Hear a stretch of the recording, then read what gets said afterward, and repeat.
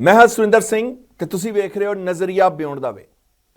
ਸ਼੍ਰੋਮਣੀ ਅਕਾਲੀ ਦਲ ਦੇ ਵਿੱਚ ਬਗਾਵਤੀ ਸੁਰ ਪਹਿਲਾਂ ਬੀਬੀ ਜਗੀਰ ਕੌਰ ਐਸਜੀਪੀਸੀ ਚੋਣਾਂ ਦੇ ਵੇਲੇ ਉਹਨਾਂ ਨੇ ਝੰਡਾ ਚੁੱਕਿਆ ਤੇ ਹੁਣ ਜਗਮੀਤ ਬਰਾੜ ਸਾਬਕਾ ਸੰਸਦ ਮੈਂਬਰ ਜਗਮੀਤ ਬਰਾੜ ਵੀ ਉਸੇ ਦੌਰ ਦੇ ਵਿੱਚ ਸ਼ਾਮਲ ਹੋ ਗਏ ਨੇ। ਨਵੀਂ ਸੂਚੀ ਲੈ ਕੇ ਅੱਜ ਪਹੁੰਚ ਗਏ ਤੇ ਪ੍ਰੈਸ ਕਾਨਫਰੰਸ ਕਰ ਦਿੱਤੀ ਤੇ ਸਵਾਲਾਂ ਦੇ ਘੇਰੇ ਦੇ ਵਿੱਚ ਸ਼੍ਰੋਮਣੀ ਅਕਾਲੀ ਦਲ ਦੀ ਪ੍ਰਧਾਨ ਜੀ ਨੂੰ ਵੀ ਖੜਾ ਕਰ ਦਿੱਤਾ। ਆਓ ਪਹਿਲਾਂ ਸੁਣਾ ਦਿੰਦੇ ਆ ਕਿ ਪ੍ਰੈਸ ਕਾਨਫਰੰਸ ਕਰਕੇ ਅੱਜ ਜਗਮੀਤ ਬਰਾੜ ਜੀ ਨੇ ਕਿਹੜਾ ਬੰਬ ਫੋੜਿਆ ਤੇ ਸ਼੍ਰੋਮਣੀ ਅਕਾਲੀ ਦਲ ਕੀ ਵਾਕਈ ਇਸ ਪ੍ਰੈਸ ਕਾਨਫਰੰਸ ਤੋਂ ਬਾਅਦ ਇਹ ਦੇਖਣਾ ਹੋਏਗਾ ਕਿ ਸ਼੍ਰੋਮਣੀ ਅਕਾਲੀ ਦਲ ਦੇ ਵਿੱਚ ਸਭ ਕੁਝ ਠੀਕ ਚੱਲ ਰਿਹਾ। ਆਓ ਤੁਹਾਨੂੰ ਪਹਿਲਾਂ ਸੁਣਾ ਦਿੰਦੇ ਹਾਂ। ਅਸੀਂ 12 ਮੈਂਬਰਸ ਦਾ ਵਾਅਦਾ ਕਰ ਰਹੇ ਹਾਂ। ਇਸ ਸ਼੍ਰੋਮਣੀ ਅਕਾਲੀ ਦਲ ਨੂੰ ਨਵਾਂ ਪ੍ਰੋਗਰਾਮ ਨਾਲ ਦੀ ਨਾਲ ਅਨੰਦਪੁਰ ਸਾਹਿਬ ਰੈਜ਼ੋਲੂਸ਼ਨ ਨਾਲ ਦੀ ਨਾਲ ਪੰਜਾਬ ਦੀ ਏਕਤਾ ਤੇ ਇਕਮੁੱਠਤਾ, ਪੰਜਾਬ ਦਾ ਪੈਰਾਮਾਊਂਟ ਇੰਪੋਰਟੈਂਸ ਹੈ, ਪੰਜਾਬ ਦਾ ਪੀਸ ਔਰ ਪੰਜਾਬ ਦਾ ਅਮਨ। ਉਹਦੇ ਲਈ ਬਹੁਤ ਕ੍ਰੈਡੀਬਲ ਲੀਡਰਸ ਨਾਲ ਮੈਂ ਗੱਲ ਕੀਤੀ ਹੈ। ਉਹਨਾਂ ਨੇ ਇਸ ਸੰਦਰਭ ਵਿੱਚ ਕਿ ਏਕਤਾ ਇਕਮੁੱਠਤਾ ਜ਼ਰੂਰੀ ਹੈ, ਪ੍ਰੋਗਰਾਮ ਜ਼ਰੂਰੀ ਹੈ ਔਰ ਨਾਲ ਦੀ ਨਾਲ ਗੈਰ ਸੰਵਿਧਾਨਕ ਤਰੀਕੇ ਨਾਲ ਜਿਹੜੇ ਕਦਮ ਸ਼੍ਰੋਮਣੀ ਅਕਾਲੀ ਦਲ ਦੀ ਲੀਡਰਸ਼ਿਪ ਵੱਲੋਂ ਪਿਛਲੇ ਦਿਨਾਂ ਵਿੱਚ ਉਠਾਏ ਗਏ ਨੇ, ਉਹਦੇ ਉੱਤੇ ਇੱਕ ਵੱਡਾ ਪ੍ਰਸ਼ਨ ਚਿੰਨ੍ਹ ਜਿਹੜਾ ਉਹ ਲੱਗਿਆ। ਮੈਂ only one Akali Dal and that is Sh੍ਰੋਮਣੀ Akali Dal. There are no two Akali Dals. There is no Akali Dal Badal Rao. ਅਸੀਂ already 2 constitution election commission ਨੂੰ ਦੇ ਕੇ there is a case going on. Shiromani Akali Dal ਇੱਕ ਹੀ ਹੈ, ਉਸ ਦੀ unity ਲਈ। No unity with any individual or any family. Akali Dal ਦਾ ਪ੍ਰਧਾਨ ਮੈਂ ਪਹਿਲਾਂ ਤੁਹਾਨੂੰ ਕਹਿ ਚੁੱਕਿਆ ਕਿ ਜਿਹੜੇ ਕਦਮ ਚੱਕੇ ਗਏ ਉਹ ਗੈਰ ਸੰਵਿਧਾਨਕ ਸਨ। ਉਹ ਗੈਰ ਸੰਵਿਧਾਨਕ ਵਰਕਿੰਗ ਕਮੇਟੀ ਭੰਗ ਕੀਤੀ ਗਈ ਜਿਹੜੀ ਨਹੀਂ ਹੋ ਸਕਦੀ ਸੀ। ਮੈਂ ਦੇਖੋ, ਤੁਸੀਂ ਇਹ ਪ੍ਰਸ਼ਨ ਜਿਹੜਾ ਹੈਗਾ ਹੈ, ਸੁਖਬੀਰ ਸਿੰਘ ਬਾਦਲ ਨੇ ਆਪਦੀ ਕੋਰ ਕਮੇਟੀ ਆਪਦਾ ਐਲਾਨ ਕਰਤਾ, ਉਹ ਤਾਂ ਪ੍ਰਧਾਨ ਹੈਗੀ ਹੈ। ਮੇਰੇ ਮੰਨਣ ਨਾਲ ਮੈਂ ਕੁਝ ਪ੍ਰਸ਼ਨ ਉਠਾਏ ਨੇ। ਮਤਲਬ ਸੁਖਬੀਰ ਸਿੰਘ ਬਾਦਲ ਗੈਰ ਸੰਵਿਧਾਨਿਕ ਸੀ ਕਿ ਨਾ? ਮੈਂ ਦੱਸਦਾ ਤੁਹਾਨੂੰ, ਮੈਂ I'll answer you very politely ਕਿ ਜਿਹੜੇ 13 ਸੁਝਾਅ ਪੇਸ਼ ਕੀਤੇ ਗਏ ਸੁਖਬੀਰ ਸਿੰਘ ਜੀ ਬਾਦਲ ਵੱਲੋਂ, ਆਰ ਯੂ ਅਵੇਅਰ ਉਹਦੇ ਚੋਂ 10 ਸੁਝਾਅ ਮੈਂ ਪਹਿਲਾਂ ਪੱਤਰ ਦੇ ਰਾਹੀਂ ਉਹਨਾਂ ਨੂੰ ਦੇ ਚੁੱਕਿਆ। ਦਾ ਪ੍ਰੋਗਰਾਮ ਹੈ ਤੇ ਇਸੇ ਮੁੱਦੇ ਤੇ ਚਰਚਾ ਕਰਨ ਲਈ ਸਾਡੇ ਨਾਲ ਜੁੜਨਗੇ ਅਕਾਲੀ ਆਗੂ ਸੋਹਣ ਸਿੰਘ ਟੰਡਲ ਜੀ। ਆਓ ਉਹਨਾਂ ਦਾ ਪਹਿਲਾਂ ਸਵਾਗਤ ਕਰ ਲੈਂਦੇ ਹਾਂ। ਸਤਿ ਸ਼੍ਰੀ ਅਕਾਲ ਸੋਹਣ ਸਿੰਘ ਜੀ। ਬਹੁਤ ਬਹੁਤ ਧੰਨਵਾਦ ਜੀ। ਸਤਿ ਸ਼੍ਰੀ ਅਕਾਲ ਸਾਰਿਆਂ ਨੂੰ। ਸੋਹਣ ਸਿੰਘ ਜੀ, ਕਿਵੇਂ ਦੇਖਦੇ ਹੋ ਇਹ ਇੱਕ ਨਵਾਂ ਬੰਬ ਨਹੀਂ ਫੋੜਿਆ ਗਿਆ ਜਗਮੀਤ ਬਰਾੜ ਜੀ ਵੱਲੋਂ? ਦੇਖੋ, ਜਗਮੀਤ ਸਿੰਘ ਬਰਾੜ ਇੱਕ ਬੜੇ ਸਿਆਣੇ ਲੀਡਰ ਆ। ਕਾਫੀ ਲੰਬਾ ਸਮਾਂ ਮੈਂਬਰ ਪਾਰਲੀਮੈਂਟ ਵੀ ਰਹੇ, ਵੱਖ-ਵੱਖ ਅਹੁਦਿਆਂ ਤੇ ਵੱਖ-ਵੱਖ ਜਗ੍ਹਾ ਤੇ ਕੰਮ ਕੀਤਾ ਔਰ ਇਹਨਾਂ ਨੇ ਆਪਣੇ ਜੀਵਨ ਦੇ ਵਿੱਚ ਕਦੇ ਵੀ ਸਥਿਰ ਨਹੀਂ ਰਹੇ। ਇੱਧਰ ਉੱਧਰ ਹਰ ਥੋੜੇ ਸਮੇਂ ਤੋਂ ਬਾਅਦ ਇਹ ਜਿਵੇਂ ਰੁੱਤ ਤੋਂ ਬਾਅਦ ਬੰਦਾ ਆਪਣਾ ਪਹਿਰਾਵਾ ਬਦਲਦਾ, ਪਹਿਰਾਵਾ ਬਦਲਦੇ ਰਹੇ ਆ। ਹੁਣ ਵੀ ਜਦੋਂ ਇਹ 22 ਦੀ ਇਲੈਕਸ਼ਨ ਹੋਈ ਆ, ਉਹ ਤੋਂ ਬਾਅਦ ਇਹਨਾਂ ਨੇ ਇੱਕ ਵਾਰੀ ਫੇਰ ਕਰਵਟ ਬਦਲੀ ਔਰ ਇੱਕ ਆਪਣੇ ਆਪ ਹੀ ਕਮੇਟੀ ਦਾ ਐਲਾਨ ਵੀ ਕੀਤਾ ਔਰ ਇਹ ਕਹੀ ਵੀ ਜਾਂਦੇ ਆ ਕਿ ਮੈਂ ਸ਼੍ਰੋਮਣੀ ਅਕਾਲੀ ਦਲ ਦੇ ਵਿੱਚ ਆ, ਮੈਂ ਪ੍ਰਧਾਨ ਦੇ ਖਿਲਾਫ ਕੁਛ ਨਹੀਂ ਕਹਿਣਾ, ਤੇ ਆਪਣਾ ਜਿਹੜਾ ਆ ਉਹ ਚੁੱਲ੍ਹਾ ਵੀ ਵੱਖਰਾ ਉਹ ਚਲਾ ਰਹੇ ਆ। ਔਰ ਅੱਜ ਵੀ ਜਿਹੜੀ ਇਹਨਾਂ ਨੇ ਗੱਲਾਂ ਕੀਤੀਆਂ, ਜੋ ਵੀ ਗੱਲ ਕਰ ਰਹੇ ਆ, ਮੈਂ ਸਮਝਦਾ ਕਿ ਸ਼੍ਰੋਮਣੀ ਅਕਾਲੀ ਦਲ, ਸਾਰਿਆਂ ਨੂੰ ਪਤਾ ਕਿ ਸ਼੍ਰੋਮਣੀ ਅਕਾਲੀ ਦਲ ਇੱਕ ਆ। ਬਾਕੀ ਅਕਾਲੀ ਦਲ ਬਹੁਤ ਬਣੇ ਆ, ਮਾਨ ਸਾਹਿਬ ਦਾ ਵੀ ਦਲ ਆ, ਕੋਈ ਸੰਯੁਕਤ ਅਕਾਲੀ ਦਲ ਆ, ਕੋਈ ਹੋਰ ਵੀ ਵੱਖ-ਵੱਖ ਲੀਡਰਾਂ ਨੇ ਸਮੇਂ-ਸਮੇਂ ਸਿਰ ਆਪਣੇ ਦਲ ਬਣਾਏ ਆ। ਪਰ ਸ਼੍ਰੋਮਣੀ ਅਕਾਲੀ ਦਲ ਉਹੀ ਆ ਜਿਹੜਾ 1920 ਦੇ ਵਿੱਚ ਹੋਂਦ ਵਿੱਚ ਆਇਆ ਸੀ, ਜਿਹੜਾ ਨਾਲ ਸ਼੍ਰੋਮਣੀ ਗੁਰਦੁਆਰਾ ਪ੍ਰਬੰਧਕ ਕਮੇਟੀ ਜਿਹੜੀ ਆ ਉਹ ਹਮੇਸ਼ਾ ਇਕੱਠੇ ਚੱਲਦੇ ਰਹੇ ਆ। ਔਰ ਹੁਣ ਵੀ ਜਿਹੜਾ ਪਿਛਲੇ ਸਮੇਂ ਦੇ ਵਿੱਚ ਐਸਜੀਪੀਸੀ ਦੀ ਚੋਣ ਹੋਈ ਆ, ਜਿਹਦੇ ਵਿੱਚ ਇੱਕ ਬਹੁਤ ਵੱਡੀ ਗੱਲ ਜਿਹੜੀ ਆਈ ਸੀ ਕਿ ਬੀਬੀ ਜਗੀਰ ਕੌਰ ਜੀ ਵੱਖਰੇ ਹੋ ਕੇ ਉਹਨਾਂ ਨੇ ਇਲੈਕਸ਼ਨ ਲੜੀ ਆ, ਖੜੇ ਹੋਏ ਆ, ਤੇ ਸਾਰੀਆਂ ਧਿਰਾਂ ਇਕੱਠੀਆਂ ਹੋਈਆਂ। ਸਾਰੇ ਬੰਦੇ, ਚਾਹੇ ਕਾਂਗਰਸ ਸੀ, ਚਾਹੇ ਹੋਰ ਪਾਰਟੀਆਂ ਸੀ, ਚਾਹੇ ਹਰਿਆਣੇ ਦੇ ਮੈਂਬਰ ਸੀ, ਚਾਹੇ ਦਾਦੂਵਾਲ ਸੀ, ਸਾਰੇ ਬੰਦਿਆਂ ਨੇ, ਚਾਹੇ ਢੀਂਡਸਾ ਸੀ, ਸਾਰੇ ਬੰਦਿਆਂ ਨੇ ਪੂਰਾ ਜ਼ੋਰ ਲਾ ਲਿਆ, ਪਰ ਜਿੱਤ ਜਿਹੜੀ ਆ ਉਹ ਸ਼੍ਰੋਮਣੀ ਅਕਾਲੀ ਦਲ ਦੀ ਹੀ ਹੋਈ ਆ।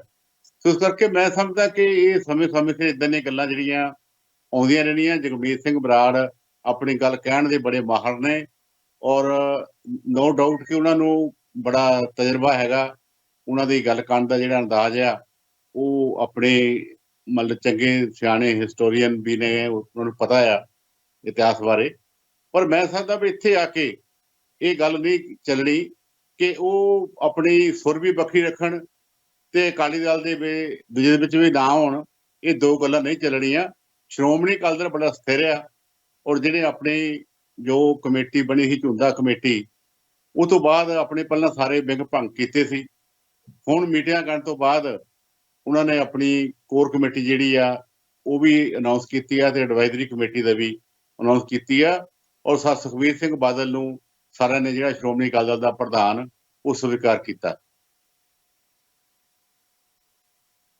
ਜਿਹੜੀ ਉਹਨਾਂ ਨੇ ਹੁਣ ਸ਼੍ਰੋਮਣੀ ਅਕਾਲੀ ਦਲ ਏਕਤਾ ਤਾਲਮੇਲ ਕਮੇਟੀ ਦਾ ਜ਼ਿਕਰ ਕੀਤਾ ਹੈ, ਉਸ ਨੂੰ ਕਿਵੇਂ ਦੇਖਦੇ ਹੋ? ਹਾਲਾਂਕਿ ਉਹਦੇ ਵਿੱਚ ਬੀਬੀ ਜਗੀਰ ਕੌਰ ਦਾ ਨਾਮ ਸਭ ਤੋਂ ਉੱਪਰ ਹੈ, ਸੁੱਚਾ ਸਿੰਘ ਛੋਟੇਪੁਰ ਨੇ, ਆਦੇਸ਼ ਪ੍ਰਤਾਪ ਸਿੰਘ ਕੈਰੋਂ, ਰਵੀਕਰਨ ਸਿੰਘ ਕਾਲੋਂ, ਮੈਂ ਸਾਰੇ ਤੁਹਾਨੂੰ ਗਿਣਾ ਦਾਂ ਤਾਂ ਕਿ ਤੁਸੀਂ ਦੇਖੋ ਵੀ ਕਿਹੜੇ ਕਿਹੜੇ ਬੰਦੇ ਨੇ, ਕਿਉਂਕਿ ਇਸ ਤੇ ਸਵਾਲ ਉੱਠਣਗੇ ਕੀ ਇਹ ਇਹਦਾ ਮਤਲਬ ਲਾਈਨ 'ਚ ਨੇ ਕਿ ਇਹ ਸਾਰੇ ਹੁਣ ਉਹ ਬਗਾਵਤੀ ਝੰਡਾ ਇਹਨਾਂ ਦੇ ਹੱਥ 'ਚ ਹੋਣਾ, ਕਿਉਂਕਿ ਡਾਕਟਰ ਰਤਨ ਸਿੰਘ ਅਜਨਾਲਾ, ਸੁਖਵਿੰਦਰ ਸਿੰਘ ਔਲਖ ਮਾਨਸਾ, ਅਮਰਦੀਪ ਸਿੰਘ ਮੰਗਟ, ਹਰਬੰਸ ਸਿੰਘ ਮੰਝਪੁਰ, ਅਲਵਿੰਦਰ ਸਿੰਘ ਪਖੋਕੇ, ਬੇਗਮ ਪ੍ਰਵੀਨ, ਨੁਸਰਤ ਮਲੇਰਕੋਟਲੇ ਵਾਲੇ, ਨਰਿੰਦਰ ਸਿੰਘ ਕਾਲੇਕਾਂ ਤੇ ਗਗਨਦੀਪ ਬਰਨਾਲਾ ਤੇ ਆਖਰ ਦੇ ਵਿੱਚ ਜਗਮੀਤ ਸਿੰਘ ਬਰਾੜ। ਇਹ ਲਿਸਟ ਅੱਜ ਉਹਨਾਂ ਨੇ ਜਾਰੀ ਕੀਤੀ।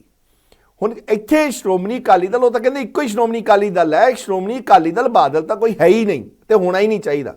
ਉਹਨੂੰ ਕਿਵੇਂ ਦੇਖਦੇ ਹੋ?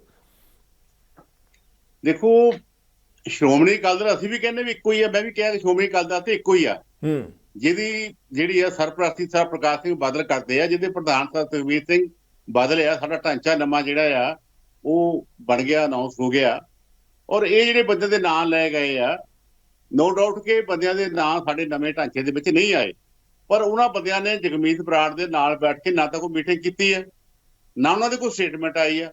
ਇਹਦੇ ਜਗਮੀਤ ਬਰਾੜ ਆਪਣੇ ਜਿਹੜੇ ਆ ਖਿਆਲੀ ਪਲਾਓ ਬਣਾ ਕੇ, ਲਿਸਟ ਬਣਾ ਕੇ, ਪਹਿਲਾਂ ਵੀ ਜਦੋਂ ਮੈਂ ਕਿਹਾ ਇਹਦੀ ਪਹਿਲਾਂ ਵੀ ਇੱਕ ਕਮੇਟੀ ਬਣਾ ਲਈ ਸੀ, ਅਨਾਉਂਸ ਕਰ ਦਿੱਤੀ ਸੀ, ਆਪਣੇ ਆਪ ਕਰ ਦਿੱਤੀ ਸੀ, ਉਹਦੇ ਵਿੱਚ ਨਾਂ ਬਹੁਤ ਸਾਰੇ ਨਾਂ ਲੈ ਲਏ ਸੀਗੇ। ਉਹ ਤੋਂ ਬਾਅਦ ਗੱਲ ਨਹੀਂ ਚੱਲੀ। ਹੁਣ ਇਹਨੇ ਫੇਰ ਦੇਖਿਆ ਕਿ ਕੋਰ ਕਮੇਟੀ ਬਣ ਗਈ, ਐਡਵਾਈਜ਼ਰੀ ਕਮੇਟੀ ਬਣ ਗਈ, ਤੇ ਉਹ ਲਿਸਟ ਦੁਬਾਰਾ ਫੇਰ ਇੱਧਰ ਉੱਧਰ ਬੰਦੇ ਲੈ ਕੇ ਉਹ ਨਾਂ ਪੜ੍ਹ ਦਿੱਤੇ, ਪਰ ਉਹਨਾਂ ਬੰਦਿਆਂ ਦੀ ਕੰਸੈਂਟ ਹਾਲੇ ਤੱਕ ਨਹੀਂ ਆਈ। ਉਹਨਾਂ ਨੇ ਹੁਣ ਤੱਕ ਨਹੀਂ ਇਹ ਗੱਲ ਦੱਸੀ ਕਿ ਅਸੀਂ ਜਗਮੀਤ ਸਿੰਘ ਬਰਾੜ ਦੀ ਬਣਾਈ ਹੋਈ ਕਮੇਟੀ ਦੇ ਮੈਂਬਰ ਹੈਗੇ ਆ, ਜਾਂ ਉਹਦੇ ਜੋ ਉਹਨੇ ਸਟੇਟਮੈਂਟ ਦਿੱਤੀ ਆ ਉਹਨੂੰ ਅਸੀਂ ਤਸਲੀਮ ਕਰਦੇ ਆ। ਇਸ ਕਰਕੇ ਮੈਂ ਸਮਝਦਾ ਕਿ ਉਹਨਾਂ ਨੂੰ ਆਪਣੇ ਮਨ ਦੇ ਵਿੱਚ ਆਪਣੀ ਇੱਛਾ ਮੁਤਾਬਕ ਉਹ ਗੱਲ ਕਰਨੀ ਚਾਹੁੰਦੇ ਆ। ਇਸ ਤੋਂ ਪਹਿਲਾਂ ਤਾਂ ਪੈਰ ਲੱਗੇ ਨਹੀਂ। ਹੁਣ ਕੱਲ ਦਾ ਨਹੀਂ ਕਹਿ ਸਕਦੇ, ਕੱਲ ਇਹ ਬੰਦੇ ਕੀ ਕਰਦੇ ਆ, ਇਹ ਬੰਦੇ ਉਹਦੀ ਗੱਲ ਨੂੰ ਮੰਨਦੇ ਜਾਂ ਨਹੀਂ ਮੰਨਦੇ, ਪਰ ਮੇਰੇ ਖਿਆਲ ਮੁਤਾਬਕ ਇਹ ਇਸ ਤਰੀਕੇ ਦੇ ਨਾਲ ਜਿਹੜੇ ਆ ਪਹਿਲਾਂ ਵੀ ਕਾਮਯਾਬ ਨਹੀਂ ਹੋਏ, ਹੁਣ ਵੀ ਕਾਮਯਾਬੀ ਨਹੀਂ ਮਿਲਣੀ। ਪਰ ਸੋਹਣ ਸਿੰਘ ਜੀ, ਇੱਕ ਪਾਸੇ ਤੁਸੀਂ ਦੇਖੋ ਵੀ ਜਦੋਂ ਜਗਮੀਤ ਸਿੰਘ ਬਰਾੜ ਨੂੰ ਅਕਾਲੀ ਦਲ 'ਚ ਸ਼ਾਮਲ ਕੀਤਾ ਜਾਂਦਾ ਉਦੋਂ ਜਿਹੜਾ ਤੁਸੀਂ ਅੱਜ ਕਹਿ ਰਹੇ ਹੋ ਵੀ ਜਗਮੀਤ ਸਿੰਘ ਬਰਾੜ ਦਾ, ਤੁਸੀਂ ਜਿਵੇਂ ਕਹਿ ਰਹੇ ਹੋ ਕਿ ਹਾਂਜੀ ਇਹ ਤਾਂ ਇੱਕ ਥਾਂ ਤੇ ਰਹਿੰਦੇ ਹੀ ਨਹੀਂ, ਕਦੀ ਕਿੱਧਰ ਤੇ ਕਦੀ ਕਿੱਧਰ, ਪਰ ਜਦੋਂ ਅਕਾਲੀ ਦਲ ਹੀ ਜਗਮੀਤ ਬਰਾੜ ਨੂੰ ਜਦੋਂ ਸ਼ਾਮਲ ਕੀਤਾ ਜਾਂਦਾ, ਉਸ ਦਿਨ ਅਕਾਲੀ ਦਲ ਦੇ ਪ੍ਰਧਾਨ ਉਹ ਵੀ ਜਗਮੀਤ ਬਰਾੜ ਜੀ ਨੂੰ ਬੜਾ ਕਹਿੰਦੇ ਨੇ ਵੀ ਬੜੀ ਮਜ਼ਬੂਤੀ ਮਿਲੇਗੀ ਅਕਾਲੀ ਦਲ ਦੇ ਵਿੱਚ ਇਹਨਾਂ ਦਾ ਆਣਾ, ਤੇ ਉਧਰੋਂ ਜਗਮੀਤ ਬਰਾੜ ਵੀ ਕਸੀਦੇ ਪੜ੍ਹਦੇ ਹੋਏ, ਉਸ ਤੋਂ ਬਾਅਦ ਚਾਹੇ ਉਹ ਪ੍ਰਕਾਸ਼ ਸਿੰਘ ਬਾਦਲ ਸੀ ਤੇ ਚਾਹੇ ਸੁਖਬੀਰ ਬਾਦਲ ਦੇ ਕਸੀਦੇ ਪੜ੍ਹਦੇ ਹੋਏ ਵੀ ਅਸੀਂ ਦੇਖਦੇ ਹਾਂ। ਤੇ ਅੱਜ ਉਹੀ ਜਗਮੀਤ ਬਰਾੜ, ਇੱਕ ਪਾਸੇ ਤਾਂ ਕਿਹਾ ਜਾਂਦਾ ਸੀ ਮਜ਼ਬੂਤੀ ਮਿਲੇਗੀ, ਪਰ ਉਹ ਜਗਮੀਤ ਬਰਾੜ ਅੱਜ ਤੱਕ ਨਵੀਂ ਲਿਸਟ ਜਾਰੀ ਕਰਦਾ, ਕਹਿੰਦੇ ਨਾਲੇ ਉਹ ਇਹ ਦਾਅਵਾ ਕਰ ਦਿੰਦੇ ਨੇ ਕਿ ਪ੍ਰਧਾਨ ਜੀ ਨੂੰ ਤਾਂ ਅਸਤੀਫਾ ਦੇ ਦੇਣਾ ਚਾਹੀਦਾ, ਕਿ ਪ੍ਰਧਾਨ ਜੀ ਅਸਤੀਫਾ ਦੇਣ, ਦੁਬਾਰਾ ਪ੍ਰਧਾਨਗੀ ਵਾਸਤੇ ਵੀ ਦੁਬਾਰਾ ਖੜੇ ਹੋ ਜਾਣ। ਕਿਵੇਂ ਦੇਖਦੇ ਹੋ? ਕਿਉਂਕਿ ਪਾਰਟੀਆਂ ਇੱਕੋ ਹੀ ਬੰਦਾ, ਅੱਜ ਤੁਸੀਂ ਕਹਿ ਰਹੇ ਹੋ ਕਿ ਦੇਖੋ ਵੀ ਉਹਨਾਂ ਦਾ ਕਰੈਕਟਰ ਇਸ ਤਰੀਕੇ ਦਾ, ਉਹਨਾਂ ਦਾ ਪਿਛੋਕੜ ਇਸ ਤਰੀਕੇ ਦਾ, ਅਸੀਂ ਵੀ ਮੰਨਦੇ ਹਾਂ, ਬਿਲਕੁਲ ਬਿਲਕੁਲ ਤੁਹਾਡੀ ਗੱਲ ਸਹੀ ਹੈ। TMC 'ਚ ਵੀ ਜਾ ਆਏ, ਉਹ ਹਰ ਪਾਰਟੀ ਦੇ ਵਿੱਚ ਜਾ ਆਏ ਨੇ, ਤੇ ਪਰ ਜਦੋਂ ਰਲਾਣਾ ਸੀ ਉਦੋਂ ਸਾਰੀਆਂ ਚੀਜ਼ਾਂ ਆਪਾਂ ਕੈਲਕੂਲੇਟ ਨਹੀਂ ਕੀਤੀਆਂ, ਪਰ ਜਦੋਂ ਹੁਣ ਉਹ ਬਗਾਵਤੀ ਝੰਡਾ ਚੱਕਿਆ ਤਾਂ ਫਿਰ ਆਪਾਂ ਇਸ ਤਰੀਕੇ ਦੀ ਬਿਆਨਬਾਜ਼ੀ, ਇਹਨੂੰ ਕਿਵੇਂ ਦੇਖੋਗੇ ਤੁਸੀਂ? ਦੇਖੋ, ਸੁਰਿੰਦਰ ਸਿੰਘ ਹਾਲੇ ਤੱਕ ਜਗਮੀਤ ਬਰਾੜ ਨੇ ਇਹ ਨਹੀਂ ਕਿਹਾ ਕਿ ਮੈਂ ਬਗਾਵਤ ਕਰ ਰਿਹਾ ਜਾਂ ਮੈਂ ਪਾਰਟੀ ਤੋਂ ਬਾਹਰ ਜਾ ਰਿਹਾ, ਨਾ ਹੀ ਸ਼੍ਰੋਮਣੀ ਅਕਾਲੀ ਦਲ ਨੇ ਹਾਲੇ ਕੋਈ ਉਹਦੇ ਖਿਲਾਫ ਕੋਈ ਐਕਸ਼ਨ ਵਾਲੀ ਗੱਲ ਲਈ ਆ। ਜਿਹੜੀ ਅਸੀਂ ਗੱਲ ਉਹ ਤੋਂ ਕੋਲ ਮੰਗਿਆ ਸੀਗਾ, ਨੋਟਿਸ ਦੇਣ ਦੀ ਗੱਲ ਕੀਤੀ ਸੀ, ਉਹਦਾ ਵੀ ਪੂਰਾ ਠੀਕ ਤਰੀਕੇ ਦਾ ਜਵਾਬ ਨਹੀਂ ਆਇਆ ਤੇ ਉਹਦੀ ਹਾਲੇ ਕੋਈ ਜਿਹੜੀ ਅਨੁਸ਼ਾਸਨੀ ਕਮੇਟੀ ਵਿੱਚ ਕੋਈ ਫੈਸਲਾ ਵੀ ਨਹੀਂ ਹੋ ਸਕਿਆ। ਪਰ ਗੱਲ ਇਹ ਹੈ ਕਿ ਜਦੋਂ ਮੈਂ ਪਹਿਲਾਂ ਮੈਨੂੰ ਗੱਲ ਦੱਸੀ ਹੈ ਕਿ ਇਹ ਜਗਮੀਤ ਬਰਾੜ ਜੀ ਆਪਣੇ ਮਨ ਦੇ ਨਾਲ ਪਹਿਲਾਂ ਵੀ ਇਹਦੀ ਕਮੇਟੀ ਬਣਾ ਲਈ ਸੀ, ਪਹਿਲਾਂ 21 ਮੈਂਬਰੀ ਬਣਾ ਲਈ ਸੀ, ਅੱਜ ਤਾਂ 12 ਮੈਂਬਰੀ ਬਣਾਈ ਆ ਨਾ, ਉਹ ਦੂਣੀ 21 ਦਾ ਫਰਕ ਹੁੰਦਾ ਹੇਰ ਫੇਰ ਪੈ ਗਿਆ ਕਿ 21 ਮੈਂਬਰੀ ਬਣਾਉਂਦੇ ਬੰਦੇ 12 ਮੈਂਬਰ ਤੇ ਆ ਗਏ।